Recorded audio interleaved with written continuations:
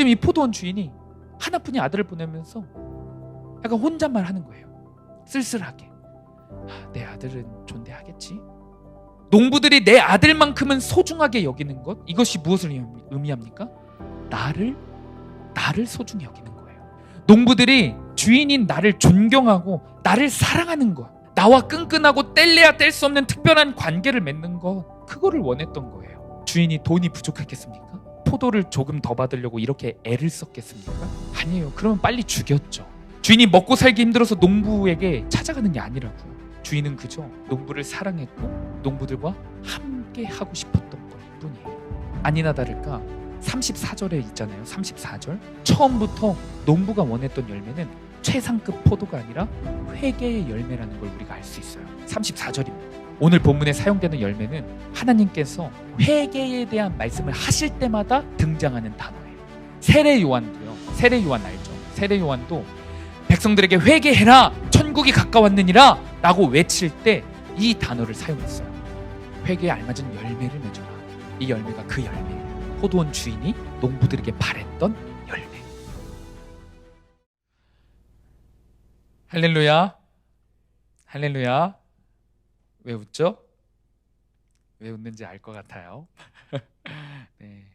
오늘도 우리가 하나님 말씀 앞에 정직하게 서고 하나님 한 분 바라보는 예배가 되기를 간절히 축복합니다. 아멘. 알렉산더 대왕 아시죠, 여러분? 알렉산더 대왕이 세계를 제패하여 군림하고 있을 때 알렉산더 대왕과 똑같은 이름을 가진 한 병사가 있었다고 합니다. 그런데 어느 날 알렉산더 대왕의 귀에 이 병사에 대한 안 좋은 소문이 들리기 시작하는 겁니다. 이 병사는 술주정뱅이였고 다른 병사들 사이에서 이기적이고 찌질한 행동을 많이 하고 다른 병사들 사이에서 정말로 욕을 많이 먹는 그런 캐릭터였던 것 같아요. 그래서 사람들은 이 병사가 잘못할 때마다 으유 저 알렉산더 찌질이, 으유 저 알렉산더 멍충이, 으유 이 알렉산더 이 이기적인 놈, 이런 식으로 욕을 했습니다. 그런 욕들이 결국 왕궁에까지 퍼지게 되었고 알렉산더 대왕의 귀에도 들어가게 된 거죠. 알렉산더 대왕은 이렇게 생각했어요. 감히 내 이름에 먹칠을 해? 저 보잘것없는 병사 때문에 내 이름이 시장 바닥에서 군사들 바닥에서 알렉산더 찌질이, 알렉산더 멍충이 이런 이야기가 들리게 해? 라고 분노하며 결국 한 번은 그 병사가 살고 있는 막사를 찾아갔어요. 아니나 다를까 대왕이 찾아갔을 때 이 병사가 술에 뻗어서 대자로 누워 있는 겁니다. 대왕이 오셨다는 소리에 헐레벌떡 일어났어요. 이 망나니 병사에게 알렉산더 대왕은 딱 한마디를 던지고 다시 그 자리를 떠났대요. 뭐라고 했냐면 자네 이름이 알렉산더인가? 맞다고 했어요. 나와 이름이 똑같군. 자네는 지금부터 두 가지 중 딱 하나만을 선택하게. 자네 이름을 바꾸던가 자네 인생을 바꾸던가. 이 딱 한마디를 하고 떠났대요. 이 세상에서 가장 강력했던 알렉산더 대왕이 자신의 이름을 먹칠한, 자신의 명예를 더럽힌 그 병사를 그 자리에서 당장 죽여도 뭐라 할 수 있는 사람은 아무도 없었어요. 그러나 알렉산더는 그 병사에게 변화할 수 있는 기회를 준 겁니다. 이 망나니 병사가 변하기를 원하는 따뜻한 마음이 담긴 그 한마디, 이름을 바꾸든지 네 인생을 바꾸든지 선택해 라는 그 한마디로 결국 망나니 병사의 삶이 고쳐집니다. 이 병사는 왕이 나를 죽일 수 있었는데 살려줬구나. 그리고 그 한마디 속에 따뜻함을 발견하여 술을 끊고 행동도 이기적인 게 아니라 정말로 나라를 위하여, 대왕을 위하여 충성을 바쳤다고 하는 이야기가 있습니다. 저에게는 두 가지 이름이 있습니다. 최석헌, 부모님이 주신 이름이 있고 예수님께서 십자가에서 주신 그리스도인이라는 이름이 있습니다. 여러분에게도 두 가지 이름이 있어요. 홍승화라는 이름이 있고 그리스도인이라는 이름이 있습니다. 김재희라는 이름이 있고 그리스도인이라는 이름, 두 가지 이름이 있습니다. 여러분, 그리스도인은요 예수님의 이름을 걸고 사는 사람들이에요. 예수님의 이름에 어울리는 삶을 살아야 합니다. 아멘이십니까? 설교를 들어가면서 여러분에게 질문하고 싶습니다. 새 학기가 시작되었죠. 여러분은 학교에서 한 주간 죄인인 내 이름으로 사셨습니까? 아니면 예수님의 이름을 달고 사셨습니까? 간절히 소망해보기는 단 하루라도, 단 한 시간이라도 학교에서, 학원에서, 가정에서 그리스도인 예수님의 이름으로 살아셨기를 간절히 소망해 봅니다. 만약 그러지 못했다면 오늘 예배와 말씀을 통해 그리스도인다운 삶을 사는 그 인생으로 변화되는 그 은혜가 있기를 간절히 소망해 봅니다. 오늘 본문은 예수님이 바리새인들과 유대인 종교 지도자들과 대화를 나누는 가운데 비유를 들으면서 말씀하시는 거예요. 비유. 이 비유는 포도원 농부의 비유, 아니면 악한 농부의 비유, 뭐 이렇게 불리는 아주 유명한 성경 본문이에요. 마태, 마가, 누가복음에 다 쓰였어요. 살펴보겠습니다. 한 부자 주인이 포도원을 만들었어요. 들 짐승들로부터 보호하기 위해 포도원에 울타리도 쳤습니다. 그리고 심지어 외부의 침입자들을 살펴보고 미리 예방하기 위해서 높은 망대, 감시탑 같은 거 있죠? 감시탑 같은 그런 망대까지 설치해 놨어요. 포도 열매를 아주 안전하게 잘 맺을 수 있는 완벽한 환경을 만들 후 그 주인은 이제서야 포도원 안에 일할 농부들을 모집하기 시작했습니다. 농부들을 모집한 주인은 농부들에게 포도원을 다 맡기고 잠시 멀리 떠납니다. 그것이 오늘 본문의 시작이에요. 우리 오늘 본문 33절 한 목소리로 한번 읽어보겠습니다. 여러분이 읽습니다. 시작. 다른 한 비유를 들으라. 한 집 주인이 포도원을 만들어 산 울타리를 두르고 거기에 집 짜는 틀을 만들고 망대를 짓고 농부들에게 새로 주고 타국에 갔더니, 이 비유를 듣는 사람이 누구였다고 그랬죠? 바리새인과 종교 지도자들이라고 했죠. 그 사람들이 사실 좀 당황했을 수도 있어요. 왜냐하면 그 당시 포도원 주인들은 대부분 착한 주인이었을까요? 나쁜 주인이었을까요? 승훈아, 그 당시 포도원 주인들이 착한 주인이었을 것 같아? 나쁜 주인이었을 것 같아? 착한 주인이었을 것 같아? 넌 세상을 너무 몰라. 나쁜 주인. 네, 맞아요. 나쁜 주인이었습니다. 만약 포도원에서 1000송이의 포도를 수확했어요. 그러면 뼈 빠지게 고생한 농부들에게 5송이를 주는 거야. 그리고 995송이를 자기가 다 가져가. 그리고 어떤 주인들은 밥도 제대로 주지 않아. 일만 시키기도 하는 겁니다. 또 어떤 주인들은요, 농부들을 위협하기까지 했어요. 예를 들면 군사들을 막 옆에 배치해 놓고 일을 똑바로 안 하면 죽여버리겠다, 이런 식의 협박 같은 느낌을 주기도 한 그런 나쁜 주인들이 많았다고 해요. 그런데 오늘 예수님께서 말씀하신 비유에 등장하는 포도원 주인은 감시하는 사람을 뒀을까요? 안 뒀을까요? 안 뒀어요. 감시하는 사람도 안 두고 농부들에게 포도원 전체를 다 맡기고 그냥 떠나요. 신뢰하고 떠납니다. 보기에 사실 굉장히 훈훈한 장면이에요. 혹시 여러분, 나는 알바를 해봤다, 난 알바를 해봤다 있습니까? 난 알바를 해봤다. 저는 알바를 해봤을까요? 안 해봤을까요? 해봤죠, 당연히. 고등학생 때 편의점 알바를 처음으로 시작해봤어요. 요즘 최저시급이 얼마죠? 오, 정확히 알고 있네요. 9,620원이에요. 당시 제가 고등학생 때 2011년, 12년 때 최저시급이 얼마였게요? 7,000원? 6,000원? 4,580원이었어요. 4,580원. 그것도 엄청 오른 거였어요. 엄청. 와, 올랐다, 막 이렇게 좋아했었습니다. 그런데 제가 일했던 편의점 사장님이요, 딱 면접부터 밑밥을 깔기 시작했어요. 원래 고등학생들 잘 안 쓰는 거 알지? 이러면서 거의 다 안 쓰는데 내가 써주는 거야 라고 하면서 최저시급보다 1,000원이나 모자란 3,500원을 줬어요. 3,500원. 말도 안 되는 열정 페이였어요. 근데 그것보다 저를 더 힘들게 하는 건 뭐였냐면요, 사장님이 약간 그 좀 의심증이 많았어. 그래서 감시를 맨날 하는 거예요. CCTV로 맨날 보는 거예요. 제가 한 5시간 정도를 일했거든요. 5시간 정도를 일했는데 하루에 꼭 2번은 전화했어요. 2번은. 청소했어? 라면통 비웠어?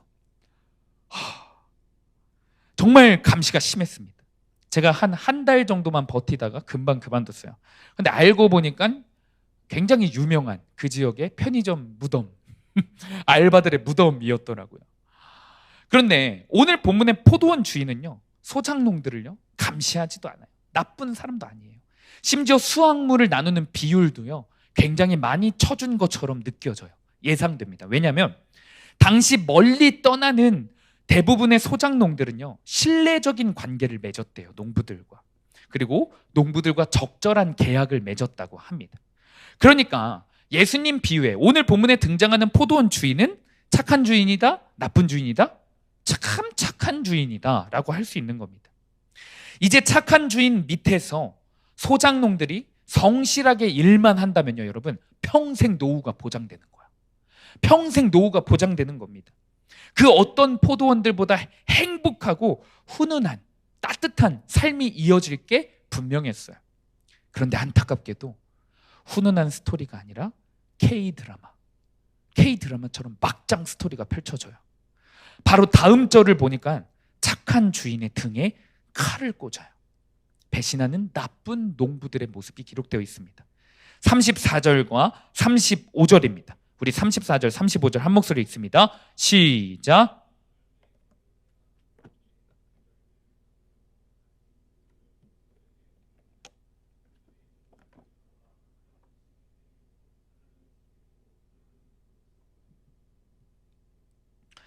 시간이 지나서 열매를 거둔 때가 된 겁니다.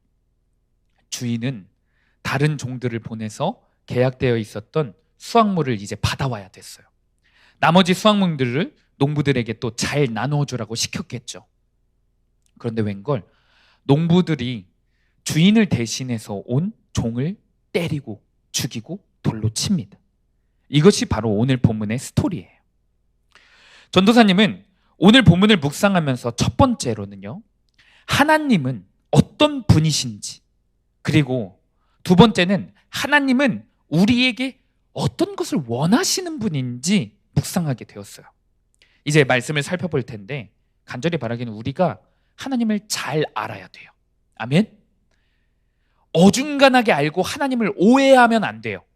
특히 청소년 시기에 하나님을 어중간하게 알고 잘 모르면서 하나님은 맨날 나를 혼내시는 분이야. 내 삶을 억압하시는 분이야. 자유를 빼앗는 분이야. 내가 하고 싶은 거 못하게 하는 분. 나에게 맨날 힘든 것만 시키시는 분. 나의 상황을 바뀌어주지도 않는 분. 못된 주인 같은 분이야 라고 오해하는 경우가 종종 있습니다. 그러나 오늘 본문을 살펴보면 그런 오해는 정말 오해라는 것을 깨달아요. 간절히 바라기는 오늘 본문을 통해 하나님이 어떤 분이신지, 그리고 그 하나님이 우리 삶에 무엇을 원하시는지 잘 깨달아 그리스도인답게 살아가는 여러분 되기를 간절히 축복합니다. 아멘. 자, 오늘 말씀 첫 번째는 다음과 같습니다. 우리 한 목소리로 읽어볼까요? 시작. 하나님이 어떤 분인지 정확히 알아야 합니다. 우리가 35절까지 읽었습니다. 35절까지는 주인이 보낸 종들을 농부들이 죽였어요. 심지어 돌로 쳐 죽이고 돌로 쳐 죽였다고 해요. 당시 돌로 쳐 죽이는 것은 이스라엘 내에서 가장 모욕적인 죽음, 가장 수치스러운 죽음이었대요. 이 말은 농부들이 주인을 무시한 거예요. 주인을 무시한 겁니다. 의도적으로 모욕한 거를 뜻해요. 그 배신의 소식을 드디어 주인이 듣습니다. 멀리에 있는 그 주인이 들어요. 이 주인은 사실 여러분 엄청난 군사력을 지닌 사람으로 예상할 수 있어요. 왜냐하면 포도원에 전사님이 울타리를 치고 뭐를 설치했다 했죠, 여러분? 높은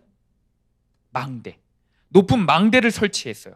그런데 그 당시 높은 망대를 설치할 정도의 포도원 주인이라면 엄청난 규모의 부자였대요. 그리고 33절에 보니까 포도즙을 짜는 틀을 개인적으로 갖고 있었던 것 같은데 보통 도시에 공통적으로 사용하는 하나의 틀 정도가 있었대요. 근데 그거를 개인적으로 갖고 있는 거예요. 얼마나 부자를 뜻하겠습니까? 얼마나 힘이 많은 사람으로 뜻하겠습니까? 그러면 농부들이 자신을 배신했다는 소식을 들은 힘이 있고 부자고 권력 있는 이 주인이 어떻게 해야 정상일까요? 여러분이라면 어떻게 할 거예요? 당장 심판해야죠.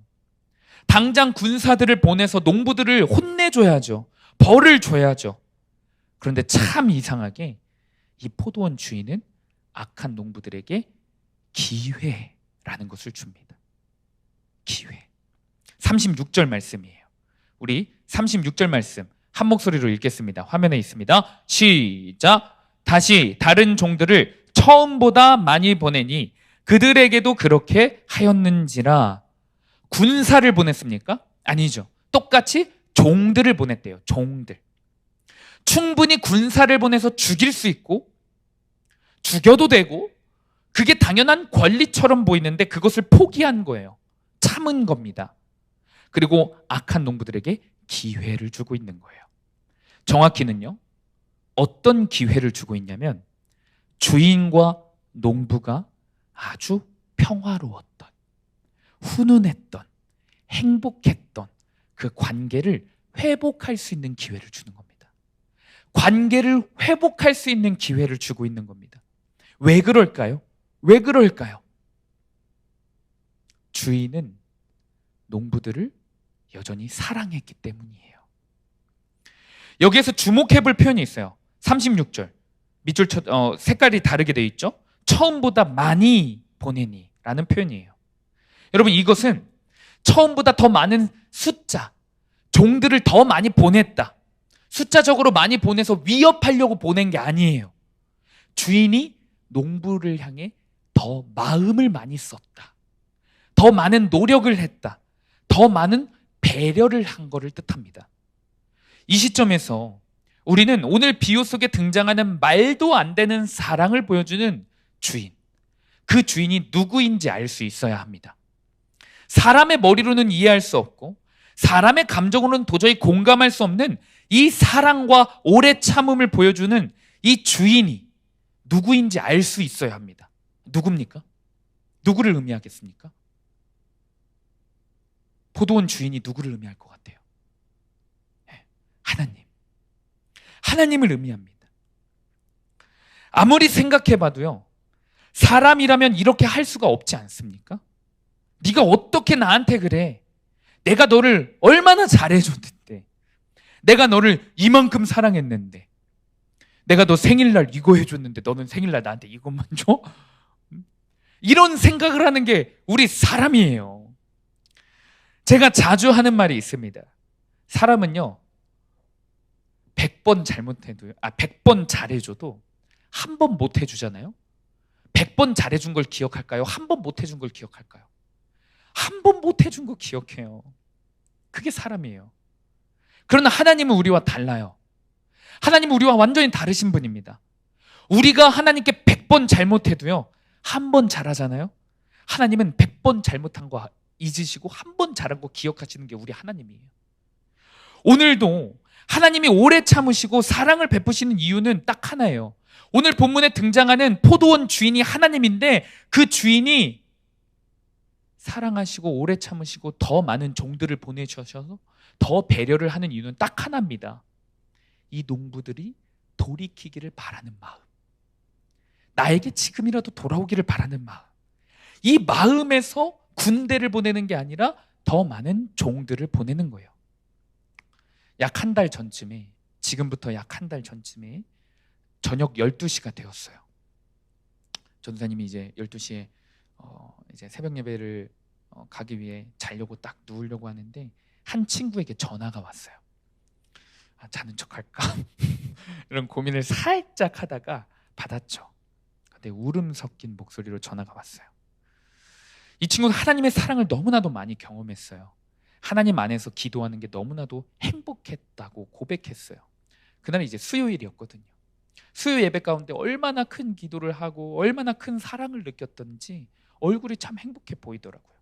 그런데 안타깝게도 집에 돌아가는데 집에 돌아가서 반복적으로 넘어지는 그 죄에 똑같이 무너졌대요. 그리고 하나님이 나를 버리시고 나를 떠나신 것 같다며, 내 마음에 하나님이 안 계신 것 같다며 너무나도 무섭고 두렵고 떨면서 울면서 전화가 온 거예요. 사실 이 학생뿐만 아니라 큐티를 나누고 신방 전화를 하다 보면 하나님을 인격적으로 만나고 하나님의 사랑을 경험하여 하나님의 말씀대로 살고자 결단한 친구들이 또다시 죄에 넘어지는 경우가 많죠. 그리고 그들은 하나님을 배신한, 하나님을 또 못 박은 그 자기 자신의 죄악을 바라보며 죄책감에 사로잡혀요. 과도한 죄책감에 사로잡힙니다. 과한 죄책감에 사로잡혀서 하나님의 사랑을 바라보지 못하는 친구들이 있어요. 여러분, 죄를 짓고 난 뒤에 우리가 죄책감을 느끼는 것은 당연한 거예요. 나쁜 게 아닙니다. 아직 내 영혼이 살아있다는 증거예요. 그리고 반드시 그 사람에게는 회개가 필요하죠. 그런데 문제는 이거예요. 죄책감이 문제가 아니라 죄책감이 너무 과해서, 죄책감이 너무 심해서 회개할 용기도 없어지고 회개할 힘도 없어진다면요, 반드시 정신 차리고 들으세요. 의심해봐야 돼요. 그 죄책감이 하나님이 주시는 건지, 말씀이 주는 건지, 아니면 사탄이 주고 있는 건지 점검해봐야 돼요. 하나님께서는요, 우리가 상상하는 것 이상으로 오래 참으시는 분입니다. 하나님은요, 우리가 생각할 수 없을 정도의 넓은 마음으로, 넓은 사랑으로 우리를 용서하시는 분입니다. 우리 수준의 사랑을 베푸신 게 아니에요. 우리와는 완전히 차원이 다르신 분입니다. 우리가 하나님의 사랑을 내 그 얄팍한 마음 가운데, 내 얄팍한 기준으로 너 이만큼 사랑했으니까 나도 이만큼 사랑해야지, 내가 이만큼 사랑했는데 너 이만큼밖에 안 줘? 이런 기준으로 하나님을 바라보면 안 돼요. 저는 그날 밤 저녁 12시에 과도한 죄책감에 빠져있는 친구에게 하나님이라는 분을 너가 너 수준으로 오해하고 있다 라는 것을 꼭 가르쳐주고 싶다라는 마음이 생겼어요. 그래서 이렇게 말했습니다. 사랑하는 땡땡아, 하나님은 정말 오래 참는 분이셔. 하나님은 너가 그런 영상을 보면 그 순간 너를 버리시고 너를 바로 떠나시고, 너가 말씀을 다시 열심히 읽고 큐티하면 다시 돌아오시고, 또 너가 그 죄에 넘어져서 그런 영상을 보면 너를 버리고 떠나시는 분이 아니야. 들어갔다 나갔다 들어갔다 나갔다 하시는 분이 아니야. 하나님은 너가 그러한 영상을 보는 순간에도 끊임없이 가장 가까운 곳에서 소리치고 계셨어. 사랑하는 아들아, 죄에서 돌이켜라. 쾌락을 다 즐긴 후 감정적으로 후회하고 있는 너의 바로 옆에서 지금도 사랑하는 아들아, 내 손을 잡아라 라고 외치고 계시고 있어. 떠나지 않으셨어. 너가 죄책감에 허덕이며 지쳐 쓰러져 잠들 그때에도 하나님은 주무시지 아니하고 너를 위해 기도하고 계셨어. 너는 이제 이 전화를 끊고 잠들겠지. 그리고 내일 아침에는 이 죄책감마저도 있고 또 웃으며 살아갈 수 있겠지. 아무렇지 않게 살아가겠지. 그런데 분명히 확실한 것은 내일도 하나님께서 너를 위해 기도하고, 내일도 하나님께서 너를 위해 사랑하고 너 옆에서 너만을 바라보고 계신다는 사실이야 라고 말하고 이 말씀을 함께 읽었어요. 베드로후서 3장 8절에서 9절입니다. 우리 시간에 한 목소리로 한번 읽어봤으면 좋겠습니다. 한 목소리 읽겠습니다. 시작. 사랑하는 자들아, 주께는 하루가 천년 같고 천년이 하루 같다는 이 한 가지를 잊지 말라. 주의 약속은 어떤 이들이 더디다고 생각하는 것 같이 더딘 것이 아니라 오직 주께서는 너희를 대하여 오래 참으사 아무도 멸망하지 아니하고 다 회개하기에 이르기를 원하시느니라. 아멘. 여러분, 하나님이 주시는 죄책감은요, 큐티를 통해 말씀을 보고 내 죄가 깨달아지는 그 말씀이 주는 죄책감은요, 여러분을 때려 죽여서 힘이 아예 없게 만드는 게 아니에요. 죄책감에 짓눌려서 아예 일어설 수 없을 정도로 만드는 게 아니라고요. 하나님이 주시는 마음은요, 하나님이 주시는 죄책감은요, 말씀 앞에 선 그 찔림은요, 반드시 그 사람에게 일어설 수 있는 힘을 주십니다. 아멘. 반드시 그 사람에게 회개할 수 있는 기회, 회개할 수 있는 힘을 허락하세요. 돌이킬 수 있는 힘을 허락하시는 찔림입니다. 저는 이렇게 생각해요. 이 세상에서 가장 불쌍한 사람이 누군지 아십니까? 저는 이렇게 생각해요. 하나님을 알긴 아는데 오해하며 아는 사람이에요. 더 정확히는 오래 참으시고 끊임없이 기회를 주시는 하나님을 그저 무서운 하나님으로만, 벌 주시는 하나님으로만 오해하는 사람들입니다. 그래서 평생을 교회를 다녀도 말씀이 주는 찔림, 하나님이 주는 찔림이 아니라 사람이 주는 찔림만 받다가 죽어요. 불행하지 않습니까? 수많은 사이비에 빠진 사람들이 두려워해요. 교주를 두려워하고 사람들을 두려워합니다. 찔림을 받아요. 그래서 그들은 늘 불안해하면서 살아요. 희망 자체가 없어집니다. 사랑 여러분, 그러나 우리는 사람이 주는 찔림, 내가 스스로 갖는 찔림, 사탄이 주는 찔림, 사탄이 건드는 그 참소, 그거에 집중하는 게 아니라 하나님이 주시는 하나님의 마음, 그리고 하나님이 정말로 어떤 분이신지 알고 돌이키고 회개해야 합니다. 아멘. 적용 질문입니다. 우리 한 목소리를 읽어보겠습니다. 하나님을 정확히 알고 있습니까? 하나님의 사랑의 크기와 넓이를 내 수준으로 오해하고 있지는 않습니까? 적용 질문 해보시고, 여러분들이 그동안 죄 앞에서, 말씀 앞에서 죄를 보고 있는지, 아니면 여전히 내 감정으로만 죄를 보고 있는지, 내 수준으로만 죄를 보고 있는지 한번 돌아보는 은혜가 있기를 간절히 축복합니다. 두 번째입니다. 우리 한 목소리 읽겠습니다. 시작. 하나님이 나에게 원하시는 것이 무엇인지 정확히 알아야 합니다. 우리는 지금까지 오늘 본문에 나타난 하나님은 어떤 분인지 살펴본 거예요. 하나님은 우리 인생 가운데 얼마나 오랫동안 참으시는 분인지, 얼마나 큰 사랑을 베푸시는 분인지 배웠습니다. 그리고 더 나아가 살펴봐야 할 것은 그 오래 참으시는 하나님이 도대체 우리에게 무엇을 원하시는가, 우리에게 무엇을 바라시는가, 하나님의 뜻, 하나님의 마음을 알아야 돼요. 옛날에 조선시대에 어느 시골집에 아주 부지런한 종이 살고 있었대요. 아주 부지런한 종이 살고 있었다고 합니다. 어느 날 집주인이 아랫마을에 그 부지런한 종을 보냈습니다. 아무개야, 아침 먹고 아랫마을 김 양반 댁에 좀 다녀오거라 라고 말했습니다.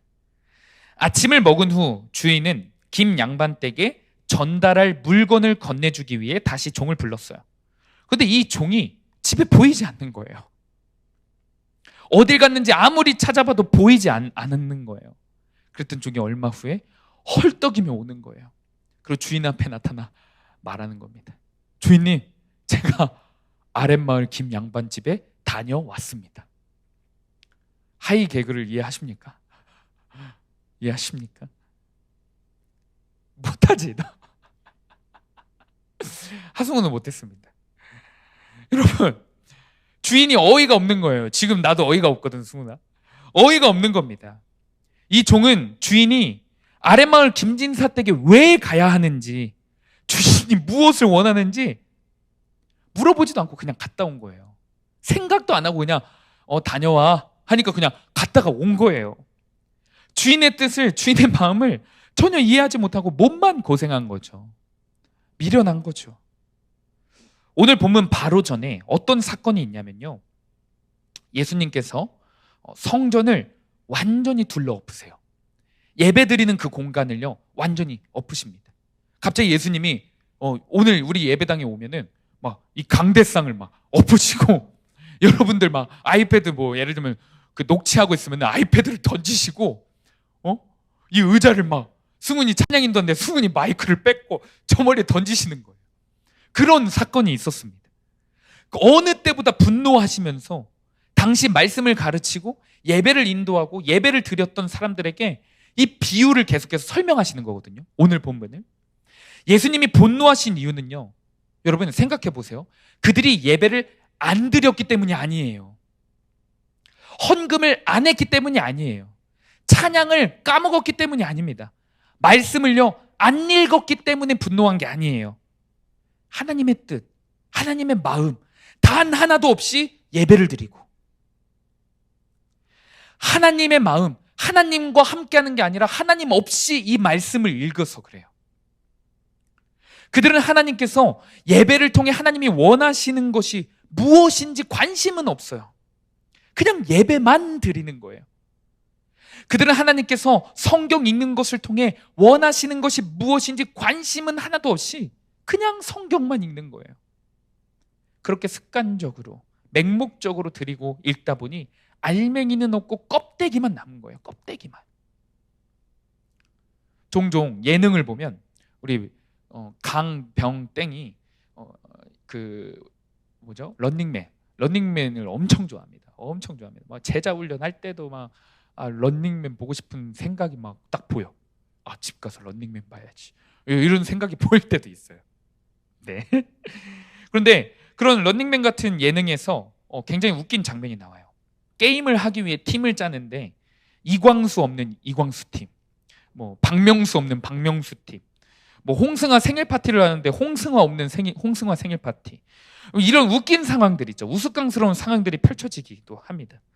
그런데 이 어이없는 상황이요, 당시 이스라엘의 모습이었다는 거예요. 예배를 드리는데 하나님이 없는 예배, 성경을 읽는데 하나님 없는 성경 읽기, 기도를 하는데 하나님 없이 기도하는 거예요. 전생에 오늘 본문을 묵상하면서 예수님이 이렇게 말씀하시는 것 같았어요. 오늘 포도원의 농부의 이 비유의 말씀을 묵상하면서 예수님이 이렇게 말하는 것 같았어요.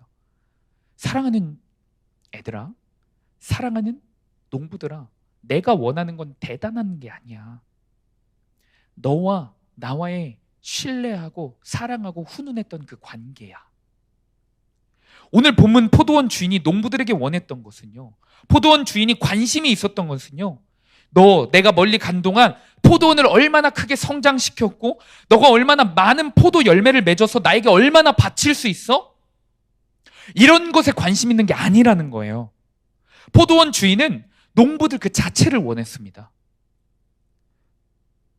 내가 신뢰하고 내가 사랑하는 그 농부들도 나를 사랑했으면 좋겠다. 내가 신뢰하고 내가 사랑하는 그 농부들도 나를 존경했으면 좋겠다. 소중하게 생각했으면 좋겠다. 이것을 원한 겁니다. 포도원 주인이 종들을 계속해서 보내죠. 농부들은 어떻게 하죠? 또 죽여요. 또 죽여요. 이제 포도원 주인은 군사를 보내서 그들을 진멸시키고 심판하기 마땅한데, 포도원 주인이 마지막으로 누구까지 보내는지 아십니까? 하나뿐인 아들을 보내요. 하나뿐인 아들. 그런데 그 아들을 보내면서요, 포도원 주인이요, 입체적으로 생각하면요, 쓸쓸하게 혼잣말을 해요. 아들을 보내면서. 근데 그 혼잣말 속에 그동안 포도원 주인이 농부들에게 원했던 것 하나가 보여요. 그동안 포도원 주인이 그토록 기회를 주신 이유 하나가 보여요. 37절입니다. 여러분도 보일 겁니다. 우리 37절 한 목소리로 읽을게요. 시작. 후에 자기 아들을 보내며 이르되 그들이 내 아들은 존대하리라 하였더니. 지금 이 포도원 주인이 하나뿐인 아들을 보내면서 약간 혼잣말 하는 거예요. 쓸쓸하게. 내 아들은 존대하겠지? 농부들이 내 아들만큼은 소중하게 여기는 것, 이것이 무엇을 의미합니까? 나를 소중히 여기는 거예요. 농부들이 주인인 나를 존경하고 나를 사랑하는 것, 나와 끈끈하고 뗄래야 뗄 수 없는 특별한 관계를 맺는 것, 그거를 원했던 거예요. 주인이 돈이 부족했겠습니까? 포도를 조금 더 받으려고 이렇게 애를 썼겠습니까? 아니에요. 그러면 빨리 죽였죠. 주인이 먹고 살기 힘들어서 농부에게 찾아가는 게 아니라고요. 주인은 그저 농부를 사랑했고 농부들과 함께 하고 싶었던 걸 뿐이에요. 아니나 다를까 34절에 있잖아요. 34절. 처음부터 농부가 원했던 열매는 최상급 포도가 아니라 회개의 열매라는 걸 우리가 알 수 있어요. 34절입니다. 우리 34절 한 목소리 읽겠습니다. 시작. 열매 거둘 때가 가까움에 그 열매를 받으려고 자기 종들을 농부들에게 보내니. 선생님 살펴보니까 열매는 포도를 의미하는 게 아니더라고요. 오늘 본문에 사용되는 열매는 뭐 헬라어로 카이오로스라고 하는데 여러분이 이것까지 알 필요는 없는데, 이 열매는 어떤 뜻이 있냐면 하나님께서 회개에 대한 말씀을 하실 때마다 등장하는 단어예요. 세례 요한도요. 세례 요한 알죠? 세례 요한도 백성들에게 회개해라, 천국이 가까웠느니라 라고 외칠 때 이 단어를 사용했어요. 마태복음 3장 7절에서 8절입니다. 우리 한 목소리로 읽어보겠습니다. 시작. 요한은 많은 바리새파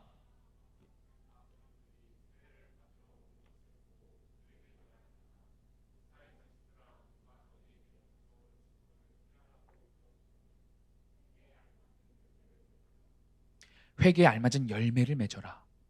이 열매가 그 열매예요. 포도원 주인이 농부들에게 바랬던 열매. 회개가 무엇입니까? 우리가 회개가 무엇인지 좁은 문 좁은 길 수련회를 통해서 더 정확히 배웠죠. 회개가 무엇입니까? 회개가 뭐야?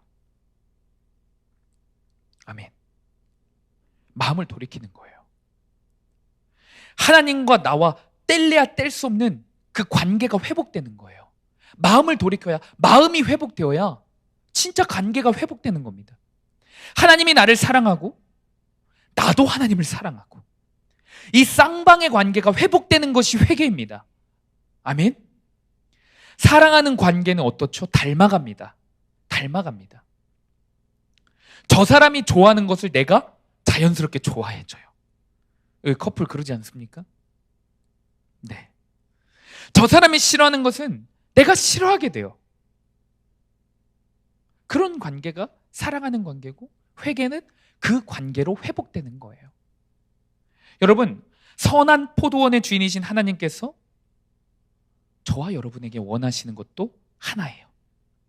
대단한 그리스도인이 되는 거, 대단한 성공을 하거나 금욕을 하거나 욕심이 없어지고, 마치 불교의 해탈의 경지, 홍승아가 해탈이라는 말을 쓰더라고요. 어떻게 알아가지고. 불교의 해탈의 경지에 올라서 성인 군자가 되는 게 아니에요. 하나님이 원하시는 건 우리가 그저 세상보다 하나님과 함께하는 것을 즐거워하고, 우리가 세상보다 하나님을 더 사랑하기를 원하시고, 우리가 다른 친구들보다 하나님을 좀 더 사랑하기를 원하시는 거예요. 그걸 원하십니다. 우리 수암교회 중고등부가 이제 큐티를 한 지 시간이 많이 흘렀어요. 그렇죠? 꽤 흘렀죠. 전도사님 오기 전부터 큐티를 하고 있었다고 우리 전도사님께 들었습니다. 그리고 하나님께서 허락하신 예수동행 모임, 그 복된 예수동행 모임도 시작한 지 시간이 어느 정도 흘렀습니다.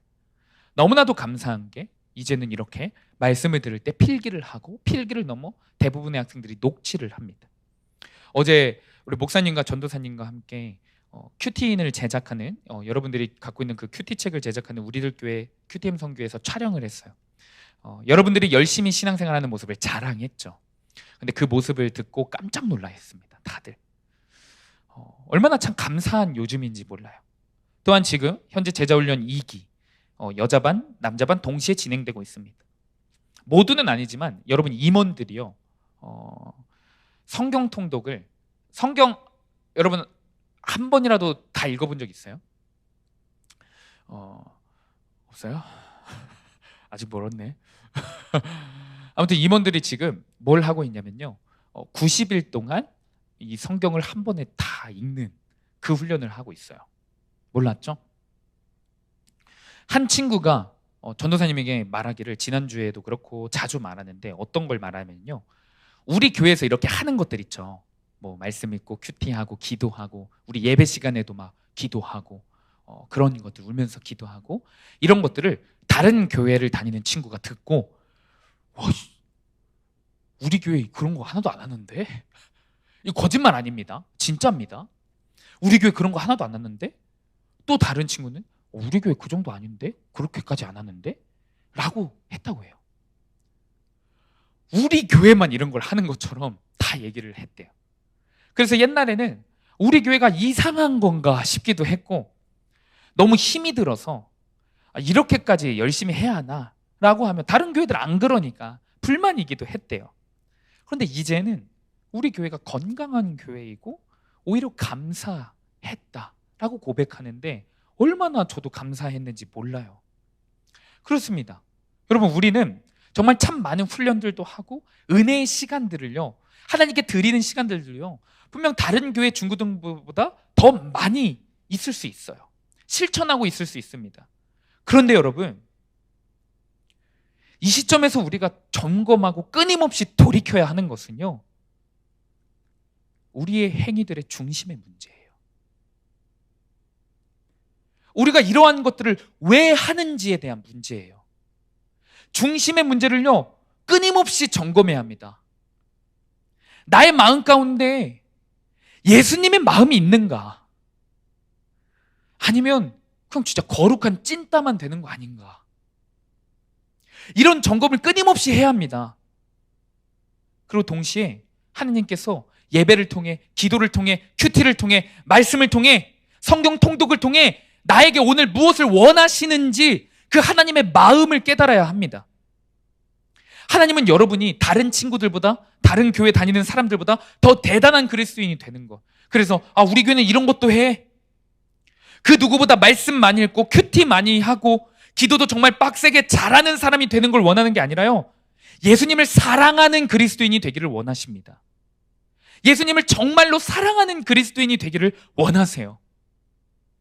저는 오늘 말씀을 정리하면서 가장 먼저 제 한 주간의 큐티를 점검해 봤어요. 이 말씀이 너무나도 안 풀리는 거예요. 그래서 어제 저녁에 내 큐티를 싹 다 점검을 해봤습니다. 한 주간의 삶을 점검해 본 거예요. 그리고 제가 성경 통독을 하고 있던 그 순간들을 점검해 봤고, 새벽 예배 나와 기도했던 순간들을 곰곰이 생각해 보고 기도하면서 책상에 앉아서 그랬어요. 생각하고 생각하는데 아무리 찾아봐도 예수님의 마음이 없는 거예요. 예수님의 마음이.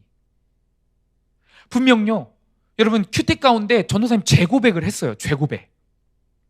예를 들면 게을렀던 거, 적용 써놓고 제대로 적용 안 한 거, 미래를 결혼에 대한 미래를 불안해했던 죄, 음란했던 죄, 사람의 인정과 시선을 의식하며 살았던 죄들을 다 써놨어요. 다 고백했습니다. 그런데 너무나도 충격적인 사실은요, 죄악을 고백하면서도 주님 마음 없이 했다라는 거예요. 마치 이런 거예요. 죄를 고백하는데도 죄를 짓는 거예요. 회개를 하는데도 죄를 짓는 거예요. 제가 유튜브 보면서 죄를 짓는 게 아니라, 세상 문화를 즐기면서 그럴 때만 죄를 범하는 게 아니라, 예배에 나오는 그 순간에도 죄를 범하고 있었고, 기도를 하는 그 순간에도 죄를 범하고 있었고, 회개의 큐티를 하고 있는 그 순간에도 죄를 범하고 있었던 거예요. 설교를 하면서도 죄를 범하고 있던 그 모습이 보이는 겁니다. 도대체 저에게 왜 이런 모습이 있었을까요?